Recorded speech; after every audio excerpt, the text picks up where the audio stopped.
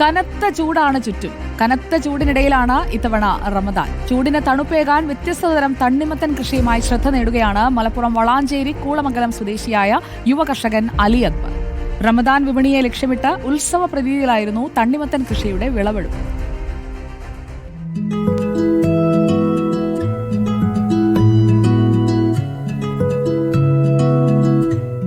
ഒന്നും രണ്ടുമല്ല, 13 ഇനം തണ്ണിമത്തനാണ് അലി അക്ബറിന്റെ പാടശേഖരങ്ങളിൽ വിളയിച്ചെടുത്തത്. പലതും നമുക്ക് കേട്ടുപരിചയം പോലുമില്ലാത്തത്.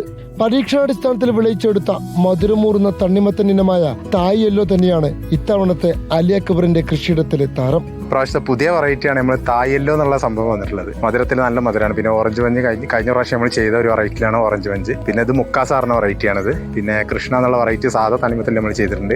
മധുരക്ക് എന്ന് പറഞ്ഞ ഒരു വെറൈറ്റി ആയിട്ട് ചെയ്തിട്ടുണ്ട്.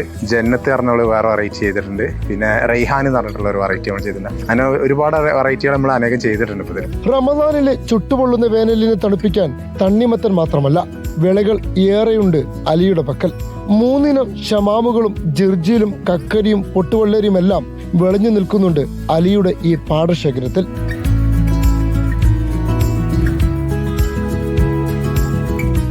രാസവളം ഉപയോഗിക്കാതെ തികച്ചും ജൈവവളം മാത്രം ഉപയോഗിച്ചാണ് 100 മേനി വിളവ് നേട്ടം. പ്രദേശത്തെ നോമ്പ് തുറകളിൽ ഒഴിച്ചുകൂടാനാകാത്ത വിഭവമായി മാറിക്കഴിഞ്ഞു അലിയുടെ തണ്ണിമത്തനും ഷമാമുമല്ല.